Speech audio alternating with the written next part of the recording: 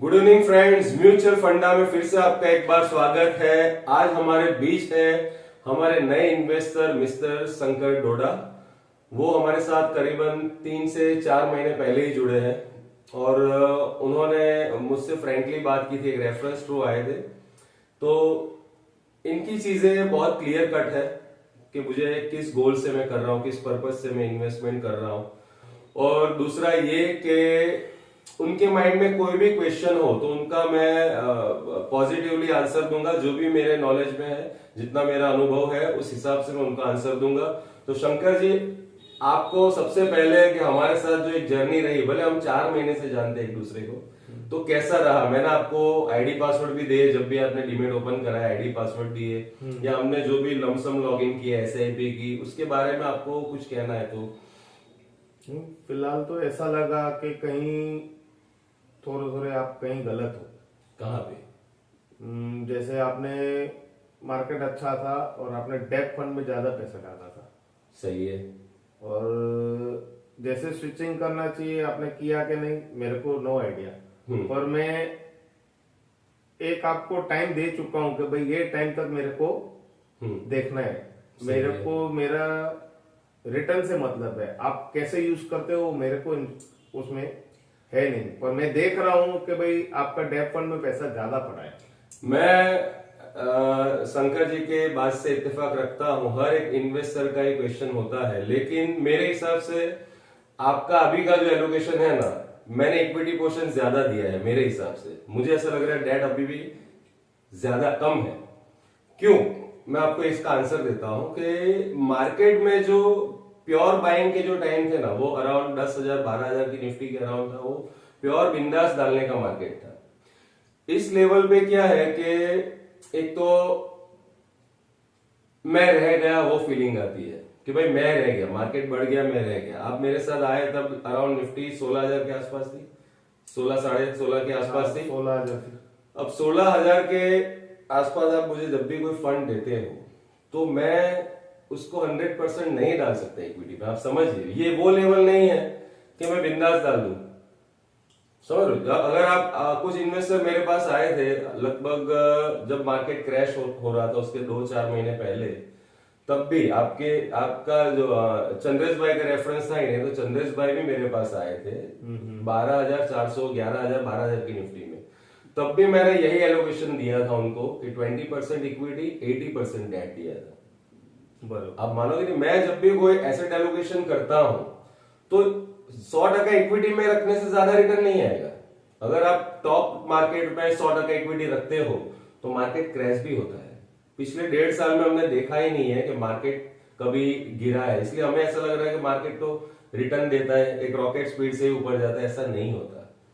यहां से भी मैं आप दर्शक मित्रों को बता दूं कि जिस हिसाब से हमारी इकोनॉमी आज की डेट में है, और ये मार्केट सिर्फ चल रहा है लिक्विडिटी बेसिस के, यूएसए ने पिछले 50-100 सालों में जितनी नोट नहीं छापी है ना, वो पिछले 1 से 1.5 साल में छापी है।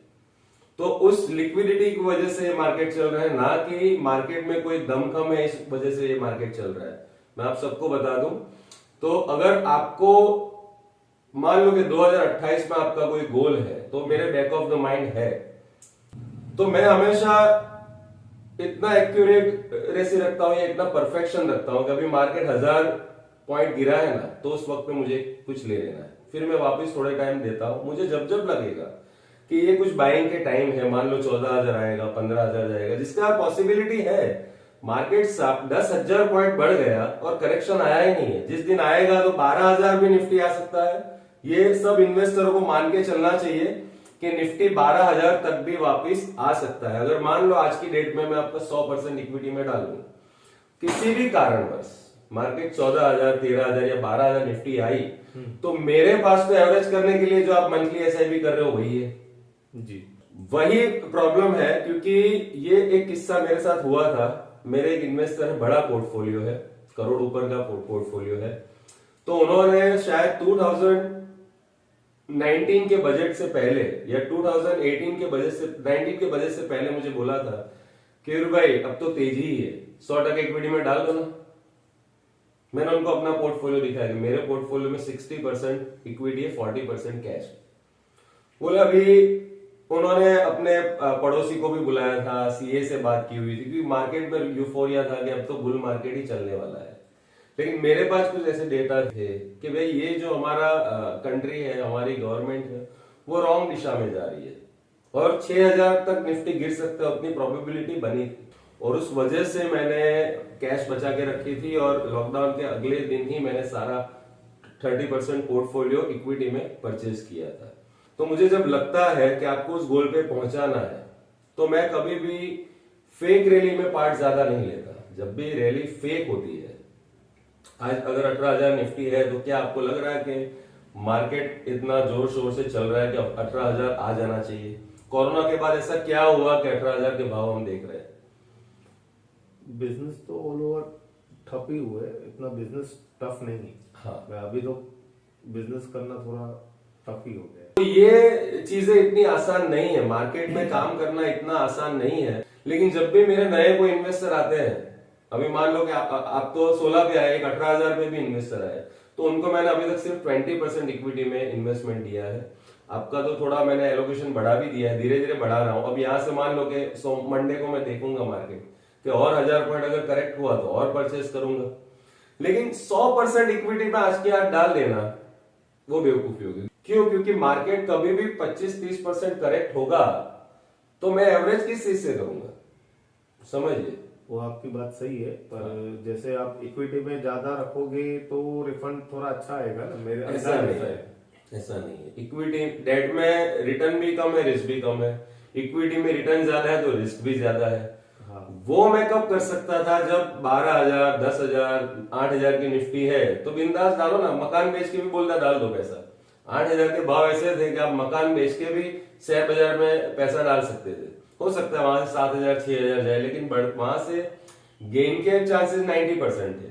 तो जब भी हम मैनेज करते हैं तो एक इन्वेस्टर को मुझे कितना देना है मुझे पता है कि भाई आपने एक टारगेट दिया था कि 2028 तक मुझे इतना ऐसा चाहिए, तो मैं बैक ऑफ द माइंड रखता हूं। लेकिन अब ये एक पोजीशन ऐसी है कि 18,000, 17,000 निफ्टी, यहां मैं 100% इक्विटी में डालूंगा, बेवकूफी होगी।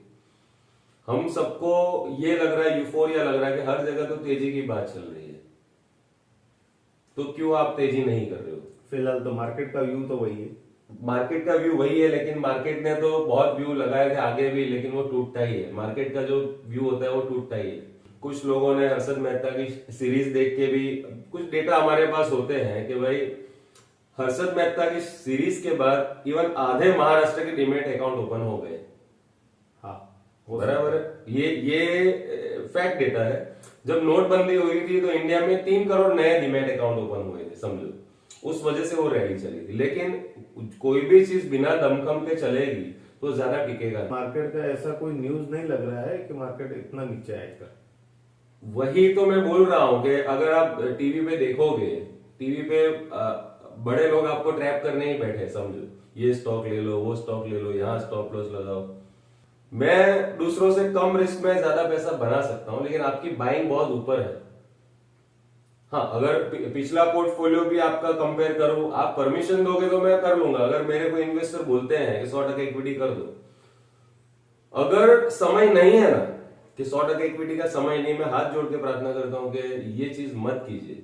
100% इक्विटी में उल्टा मुझे कमीशन ज्यादा मिल रहा है, डेट में मुझे कुछ मिल नहीं रहा है, समझ लो। फिर भी मैं आपको दे रहा हूं, अगर चाहूं तो कल 100% इक्विटी कर सकता हूं, लेकिन वो गलत प्रैक्टिस हो जाएगी। धीरे धीरे देखो, मार्केट 1000 पॉइंट टूटने में कितना दिन लगा, आप ही देखिए।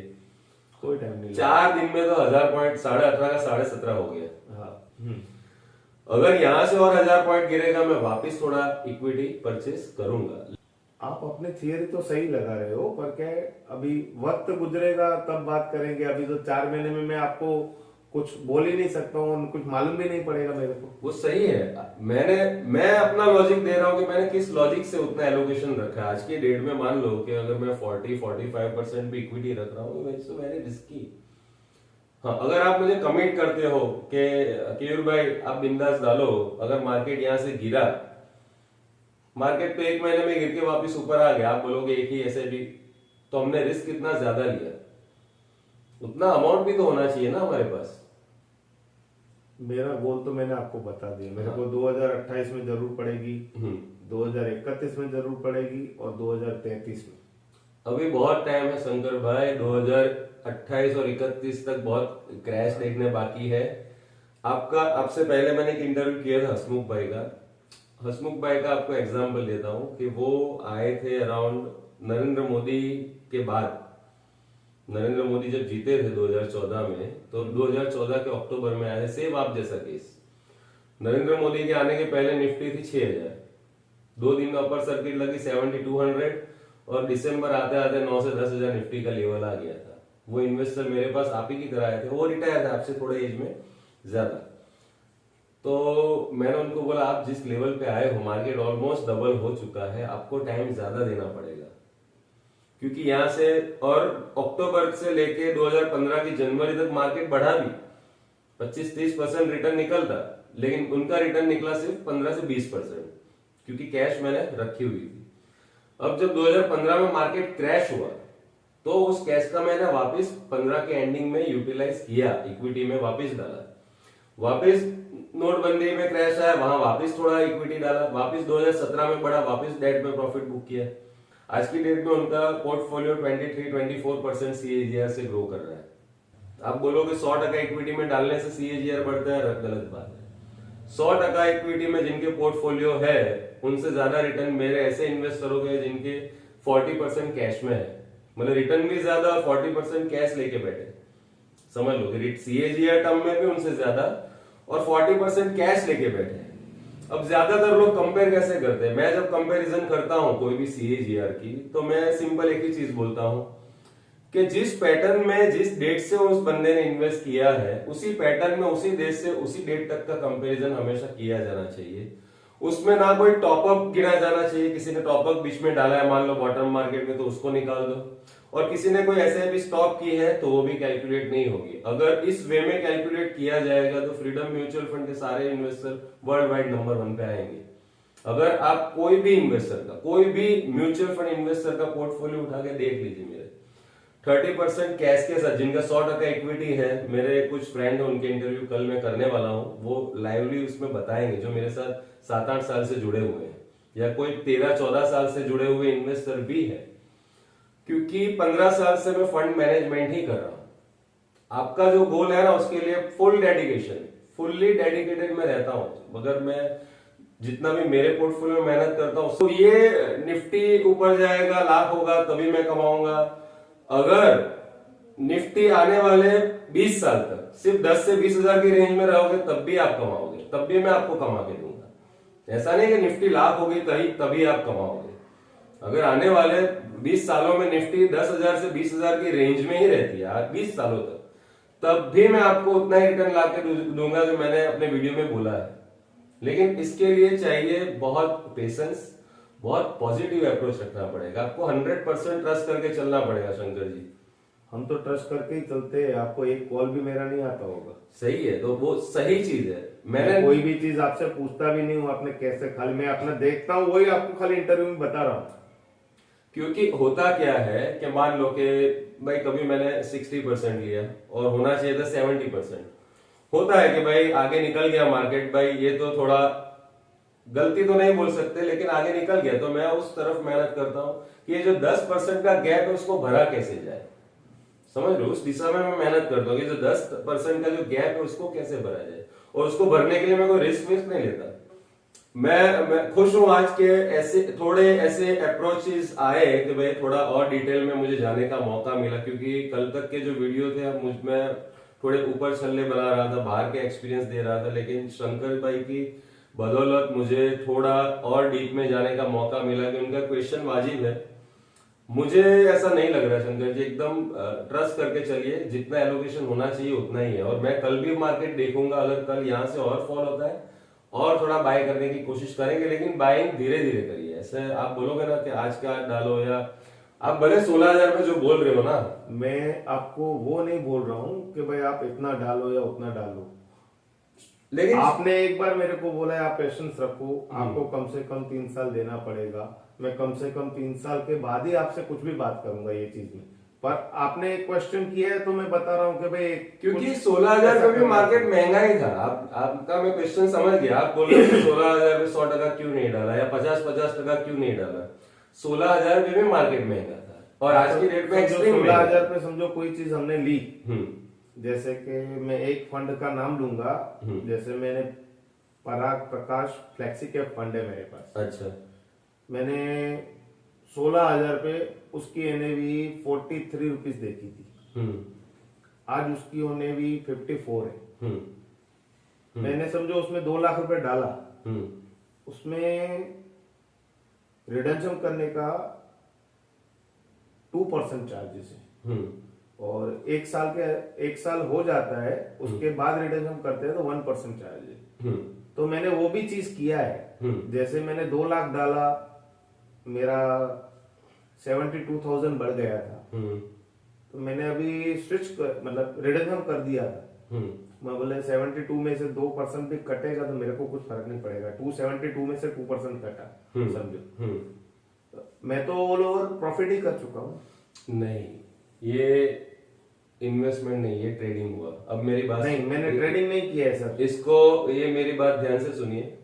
जो लोग भी इस तरह की गेम खेलते हैं ना, कि भाई अभी मान लो 10% की जब गेम खेलते हैं हम लोग, मैं अपने फादर की बात कर रहा हूँ, मेरे फादर की काम करने की मैटर। मेरे फादर हमेशा 10% के लिए काम करते हैं, मैं हमेशा 100% के लिए काम करता हूँ। अगर मुझे किसी चीज में पैसा डबल नहीं होने वाला ना, तब तक मैं उसमें इन्वेस्ट नहीं करता। और मेरे फादर 10% में निकल जाते कि 10% मिल गया ना, प्रॉफिट बुक करो, निकल गए। तो उनको वो शॉर्ट टर्म में जीतेंगे हमेशा, क्योंकि वो गेम खेल रहे हैं खरगोश की और मैं गेम खेल रहा हूँ कछुए की। वो शॉर्ट टर्म में हमेशा जीतते दिखेंगे कि भाई हाँ जीतते गए। जब 2000 ये कोरोना आया ना, उससे पहले मैं उनको बोला बजाज फाइनेंस, ये जो बड़ी बड़ी चीजें आपने लेके रखी है ना, सब बेच के निकल जाना।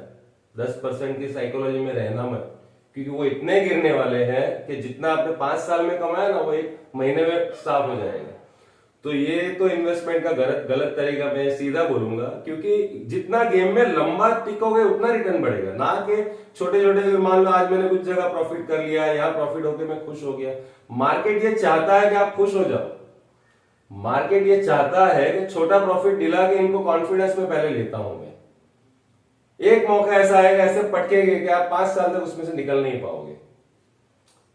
आप वेरी शॉर्ट टर्म कभी मत सोचिए। हम शायद 3 साल बाद वापस रिव्यू करेंगे। मैं तो अपने इन्वेस्टर से हर साल रिव्यू करता हूं, और फिर मैं बोलता हूं 3 नहीं 5 साल। जैसे कि एक गवर्नमेंट को आप इलेक्ट करते हो, 5-5 साल में उससे रिव्यू लेते हो, 5 साल में हमेशा रिव्यू करिए। और दूसरी चीज के इन्वेस्टर से मैं जब बात करता हूं, मिलता हूं, तब एक एग्जम्पशन लगाता हूं कि ये बंदा कितना एग्रेसिव है, या कितना मॉडरेट है, या कितना कंजर्वेटिव है।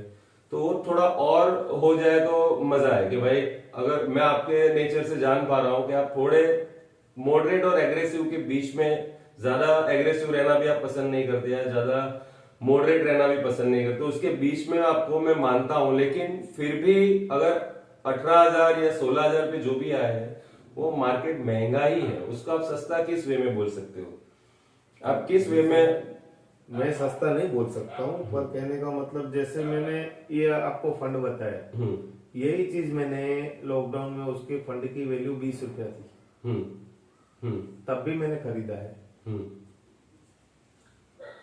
43 आया तब भी खरीदा है, 33 आया तब भी खरीदा है, सब एवरेज करके अभी बेचा है मैंने फंड। बराबर है।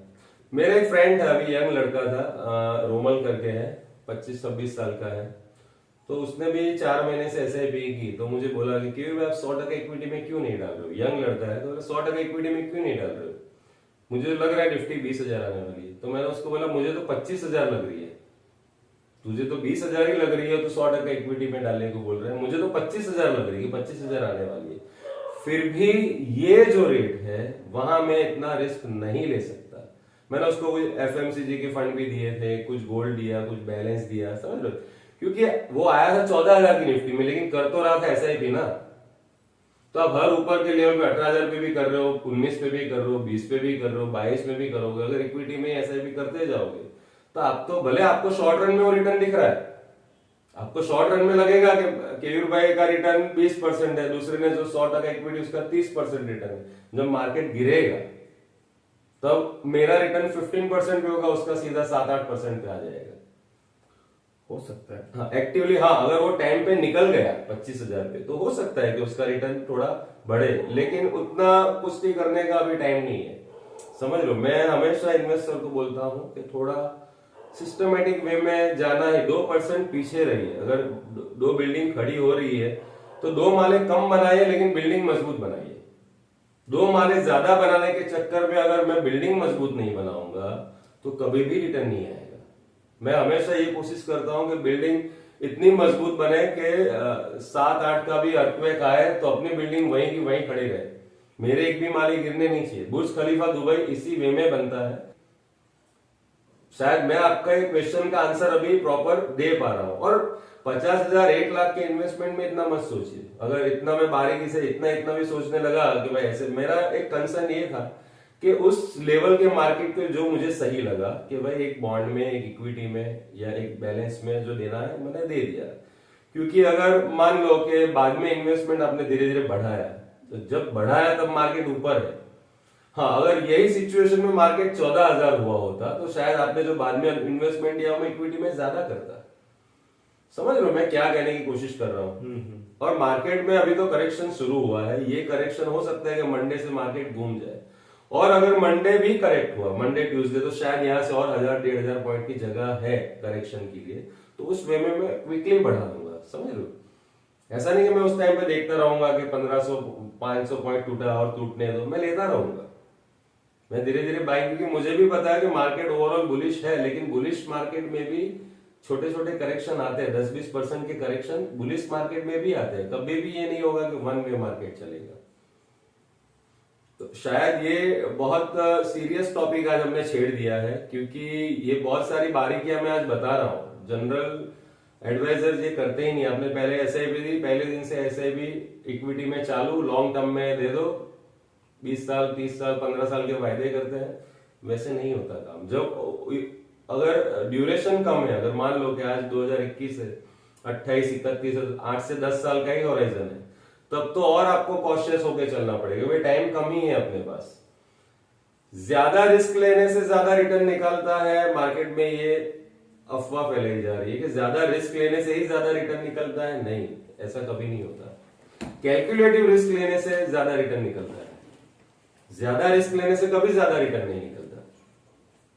समझ लो, कैलकुलेटिव रिस्क लेने से ज्यादा रिटर्न निकलता है।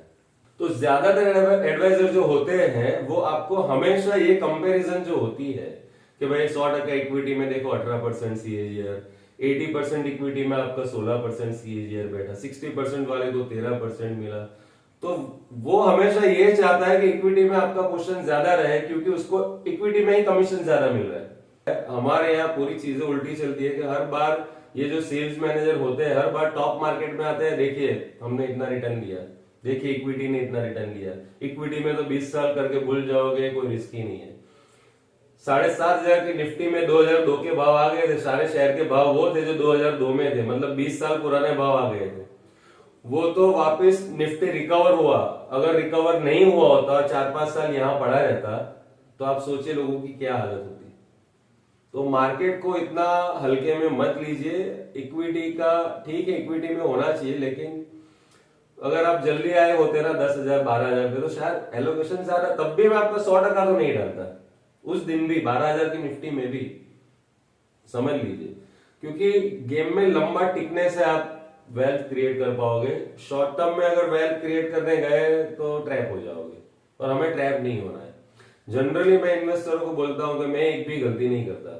मेरे लाइफ में मैंने जितना भी सीखा है, छोटी छोटी खुद गलतियां करके सीखा और दूसरों के बड़े बड़े बिजनेसमैनों की गलतियों से सीखा है। और एनालिसिस, रीडिंग, हमारा एक्सपेरिमेंट हमारे बहुत रेगुलर है। ज्यादा मैं आज तक अराउंड मार्केट में गया ही नहीं। 2009 के बाद किसी को मिलने ही नहीं गया, या किसी के पास मैं म्यूचुअल फंड लेने गया ही नहीं। जितना भी काम आया है रेफरेंस हुआ है, क्योंकि मैं 2008-9 से ही फंड मैनेजमेंट में लग गया था।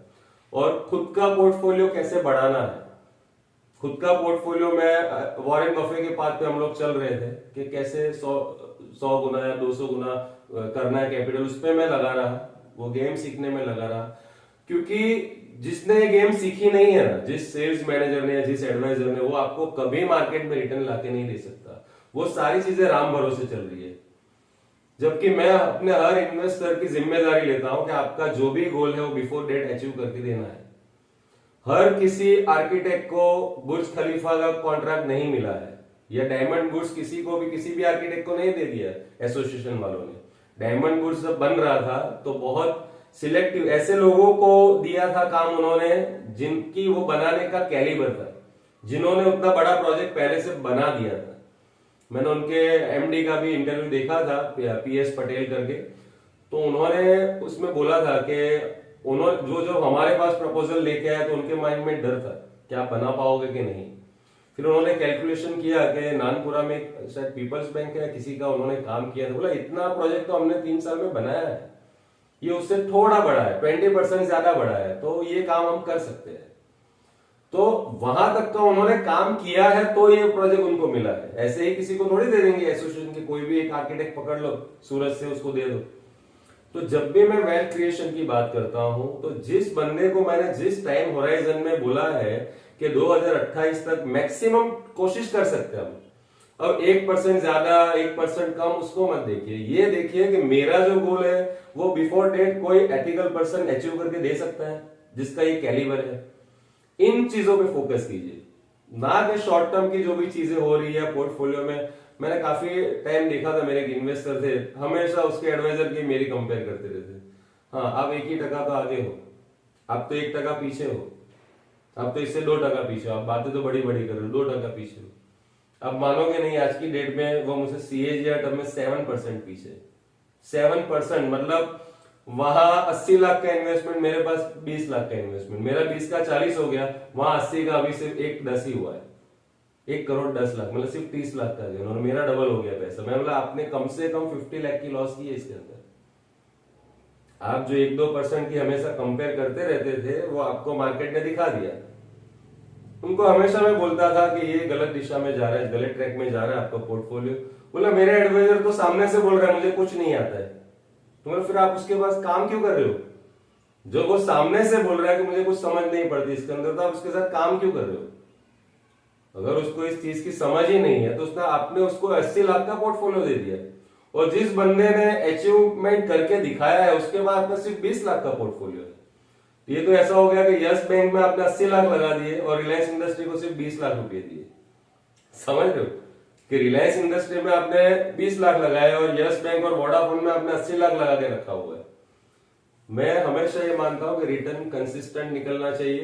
अगर इंडियन सारे बैट्समैन को गिना जाए तो टॉप 2 में सहवाग और सचिन और राहुल द्रविड़ ही आएंगे। सहवाग कभी वो टॉप बल्लेबाजों में नहीं है, टॉप 5 में आएगा, लेकिन अगर 1 और 2 में देखा जाए तो टेस्ट मैच में राहुल द्रविड़, वनडे में सचिन तेंदुलकर। राहुल द्रविड़ का क्या है कि 60, 70, 80 के रन रेट वो पकड़ के रखता है। ऐसा नहीं कि कभी 200 बनाया, ना ही उसने कभी 300 बनाया, 200 एक बार शायद बनाया, लेकिन वो 40, 50, 60 की एवरेज पकड़ के रखता है, समझ लो। शायद सहवाग की भी ज्यादा है, लेकिन वो इस वजह से कि उसने लास्ट में 2-3 मैच में 300 रन मारे थे, तो सहवाग द्रविड़ के नजदीक वो पहुंच गया था टेस्ट में। लेकिन उसको एक सही बल्लेबाज नहीं बोल सकते, वो रिस्क टेकर है, पहली बॉल से जो बॉल आई मारो। जबकि द्रविड़ का बैटिंग ये है कि राइट बॉल पे राइट शॉट मारना है। समझ, दोनों में फर्क है। वो ज्यादा रिस्क लेके ज्यादा रन बना रहा है, द्रविड़ कम रिस्क लेके ज्यादा रन बना रहा है। द्रविड़ को आपने कभी देखा होगा कि सिक्सर मारा होगा, काफी रेयर होगा कि उसने 6 मारा होगा। हर किसी की अपनी सोच है, हर कोई अपने हिसाब से करता है। ठीक है, आपके पास टाइम होगा तब देखेंगे। अपन 3 साल 5 साल आप दो तो सही, मैं टाइम होगा तब देखेंगे। जिम्मेदारी जब मैं लेता हूं ना, अभी मान लो मैं आज से भी चाहूं ना, इसमें क्या पेशेंस चाहिए। मैं ऐसा स्टॉक भी दिलाऊं आज, मान लो आपको कि 3 साल तक ना बढ़े, लेकिन 3 साल बाद देखोगे तो पूरा मार्केट नीचे होगा, वही एक टॉप का खिलाड़ी होगा। पेशेंस रखना बहुत जरूरी है। मैंने कल के वीडियो में ही बताया था कि वॉरेन बफे ने 1989 में कोको कोला का शेयर लिया था, और वो शेयर चला था 2006 में। उसको रिचेस्ट पर्सन बनाने वाला वर्ल्ड का वो कोको कोला का शेयर था।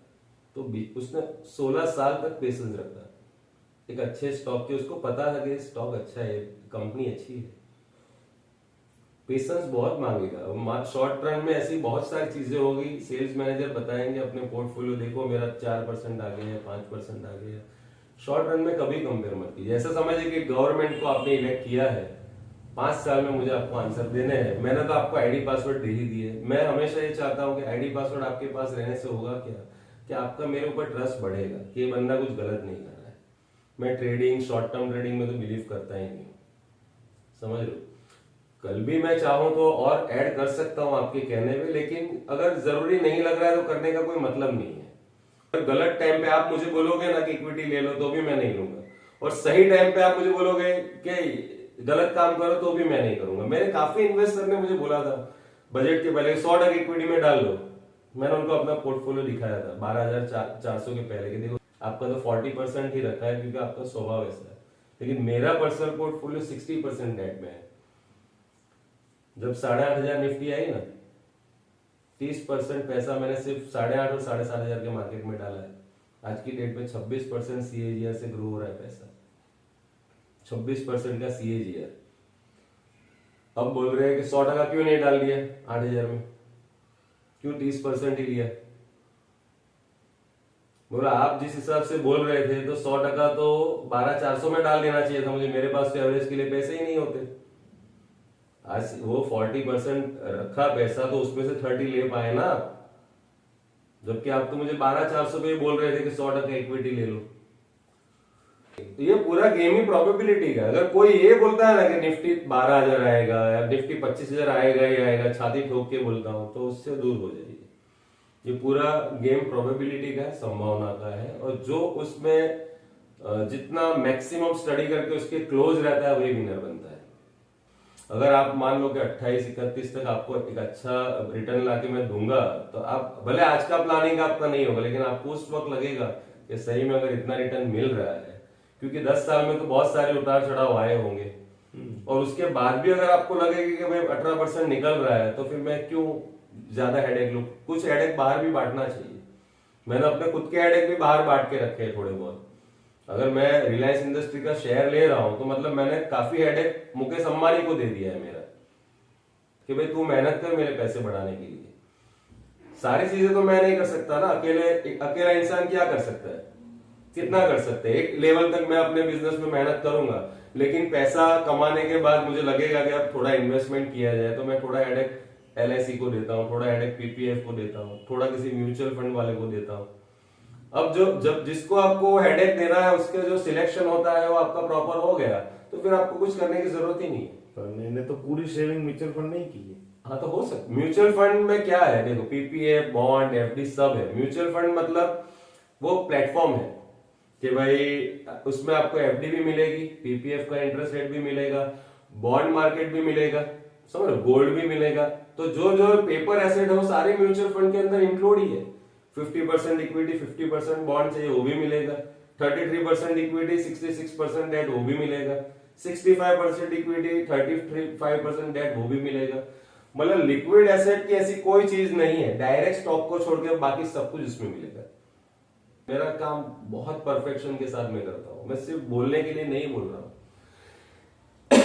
हर लेवल पे जो इन्वेस्टर आए हैं उनके साथ जब मैं पहली मुलाकात करता हूँ तो उनको ध्यान से सुनता हूँ कि उन्होंने क्या बोला है, और 4 महीनों में आपने जब एलोकेशन बढ़ाया, मैं खुद भी देख रहा हूँ कि शंकर जी को अपने ऊपर फेथ बढ़ रहा है धीरे धीरे।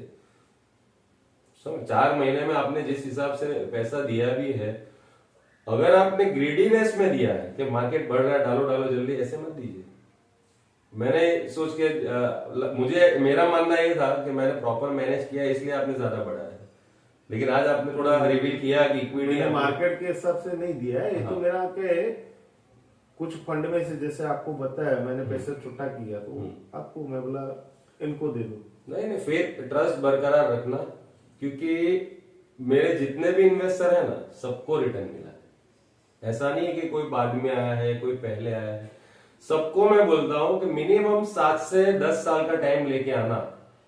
क्योंकि हमने 2008 में एक गलती की थी शुरुआत के फेज में, 2007 में मैं बहुत नया था, हमने फंड तो ले लिया लेकिन सबका किसी नेगेटिव इन्वेस्टर का भी ले लिया, किसी ऐसे इन्वेस्टर का भी ले लिया जिसका पेशेंस 1 साल का भी नहीं था।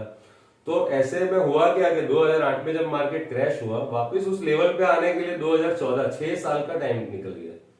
लोगों ने पेशेंस खो दिया, अब कितना टाइम दे, 3 साल 4 साल 5 साल 6 साल मार्केट ने उनका दिमाग खराब करके रख दिया था। कि कुछ लोगों ने वापस 21,000 आया भाई 1.5 गुना हुआ निकल गए, कुछ लोगों ने भाई 25,000 आया चलो डबल हुए निकल गए। वो निकलना नहीं है। अभी टेक्सटाइल में मंदी नहीं थी क्या 4 साल कंटिन्यूस? डायमंड में 2014 से 2020 की मंदी है, तो क्या आप धंधा छोड़ के निकल गए?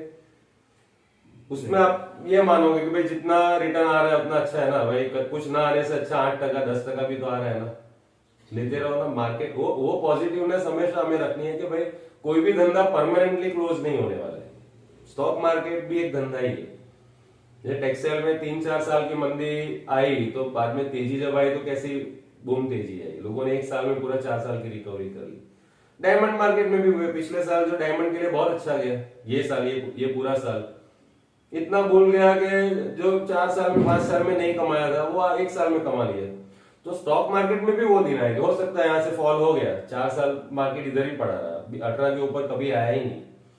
तो 4 साल आपको अगर 2, 4, 5, 10% भी रिटर्न मिलता है सालाना तो गलत नहीं है। हो सकता है अगले बार इलेक्शन में मोदी जी हार जाए, सीधा मार्केट घुस गया, पॉसिबल है। और ऐसा भी होता है कि अभी जैसे मान लो कि लॉकडाउन हुआ, काफी मेरे इन्वेस्टर ऐसे थे जिनकी रेंटल इनकम वो लोग एसआईपी में डाल रहे थे। अब लॉकडाउन हुआ, रेंटल इनकम बंद हो गई, मार्केट बॉटम पे। डालने की तो पूरी इच्छा है कि भाई बॉटम में हमें खरीदना है, कन्विक्शन तो पूरा है, लेकिन पैसे नहीं है। पैसे होते हैं तो कन्विक्शन नहीं होता। तो ऐसे बहुत चीजों से हम गुजरे हैं, अनुभव हमारा बहुत सारे इन्वेस्टरों के साथ हुआ है। आप 16,000 पे आए हो तो आपके लिए उतना आसान नहीं है। जो 8,000 और 16,000 में डबल का फर्क है, कम फर्क नहीं है। मार्केट 8,000 से 16,000 हुआ है और स्टॉक तो 4 गुना हो गए, 24,000 30,000 के भाव आ गए, समझो स्मॉल कैप मिड कैप में। तो मैं 16,000 पे कैसे रिस्क ले सकता हूँ? अब मेरी थोड़ी दुविधा समझिए कि कैसे मैं दिला सकता हूँ। हाँ, जैसे जैसे मुझे और कन्विक्शन आ रहा है, अभी पिछले महीने में या इसी महीने में बहुत सारी कंपनियों के रिजल्ट खराब आए हैं। ये मार्केट जो 1000 पॉइंट फॉल हुआ है, खराब रिजल्ट आए हैं। तो किस बेस पे मैं कोई चीज 100% लूं या 50% भी, या इतना एग्रेसिवली किस बेस पे मैं हूं, जबकि मुझे पता है कि सारी चीजें मेरे इन्वेस्टरों के कुछ फंड 150-200% प्लस हो चुके हैं। अब 200% ऊपर मैं कैसे ज्यादा इक्विटी ले लूं? 200% का रिटर्न ऑलरेडी आ चुका है। जो मैंने बॉटम 23 मार्च को जो फंड लिए थे 150% रिटर्न, 150% तो हर एक फंड का आ गया है। 23 मार्च में जो जिसने लिया होगा वहां से 150% तो हर कोई फंड ने दे दिया है रिटर्न। तो अब मैं 150% ऊपर या 200% ऊपर में कितना इक्विटी आपको दूं, समझो। मैं धीरे धीरे कोशिश कर रहा हूं, जहां जहां अपॉर्चुनिटी मिलेगी धीरे धीरे लूंगा। तो वो चीजों पे ध्यान रखना ही तो एक फंड मैनेजर का काम है। कितने एडवाइजर ऐसे हैं जो इतना कॉन्स्टेंटली देखते भी है? मेरे हिसाब से 99% एडवाइजर ऐसे जो देखते ही नहीं है, वो आज भी मार्केट में घूम रहे होंगे। ये एनएफओ आया, वो एनएफओ आया, एनजे बैलेंस एडवांटेज फंड आया, ले लो, या वो गोल्ड का बॉन्ड आया है 2% गारंटी वाला, भेज दो। मेरे सारे इन्वेस्टर मुझे फोन करते हैं कि भाई वो गोल्ड बॉन्ड आया है, मेरा एडवाइजर बोल रहा है लेना चाहिए कि नहीं लेना चाहिए। बोला आज की डेट में गोल्ड का भाव 80,000 है, समझ लो। 2% की गारंटी के लिए तो 5 साल के लिए पैसा ब्लॉक कर रहा है, तो गोल्ड का तो आज का ही भाव 80,000 का है। पिछले साल गोल्ड का भाव 1.5 लाख रुपया था। कोरोना के वक्त गोल्ड का एक्चुअल रेट 1.5 लाख का होना चाहिए था, अभी 80,000 का है। ठीक है केवल भाई, चलिए। तो शंकर भाई आपसे मिलकर खुशी हुई। शंकर भाई पहले इन्वेस्टर है, थोड़ा हमें भी हमारी परीक्षा बहुत सारी चीजें जो मैं दूसरे वीडियो में नहीं बताया पाया था, क्योंकि सारे सबके क्वेश्चन कुछ अलग ही थे। किसी का बोल रहे स्टॉक मार्केट में ये कैसे, रिटर्न कैसा आएगा, मैं एसआईपी करूं तो अच्छा, ये करूं तो अच्छा। लेकिन आपका जो क्वेश्चन था, एक ही क्वेश्चन था जो काफी सारी बारीकियां भी मैंने फंड मैनेजमेंट से रिलेटेड भी इसमें बताई है। शायद हो सकता है, मैं यही समझ रहा था कि आप खुश होंगे कि मैं जिस हिसाब से एलोकेट कर रहा हूं, लेकिन गलत भी नहीं है। ये पूरा गेम है और गेम में टिकना ज्यादा जरूरी है। रिस्क लेके मेरा यही मानना है कि कछुए और खरगोश की लड़ाई में या रेस में हमेशा कछुआ ही जीतता है। कछुए की चाल चलोगे तो शॉर्ट रन में शायद 2-4% पीछे रहोगे, लेकिन खरगोश की चाल में आप कहीं नहीं पहुंच पाओगे। तो यही आज का हमारा वीडियो है। मैं केयूर लवाना म्यूचुअल फंडा से आप लोगों के लिए नए नए वीडियो लाता रहूंगा। अगर आपको हमारा ये वीडियो अच्छा लगा हो तो हमारा चैनल है जिसका नाम है केयूर लवाना, या फिर म्यूचुअल फंडा भी टाइप कर सकते हैं, जिसमें बहुत ही सटीक इंफॉर्मेशन मिलती है।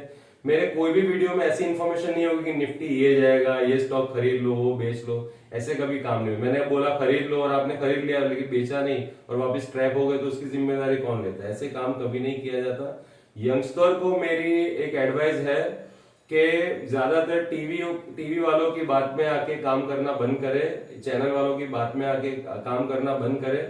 तो आपको ये वीडियो अच्छा लगा हो तो चैनल को सब्सक्राइब कीजिए, बेल आइकन को दबाइए, लाइक बटन को दबाना ना भूले, और अगर वीडियो अच्छा लगा हो तो मैक्सिमम लोगों को शेयर कीजिए।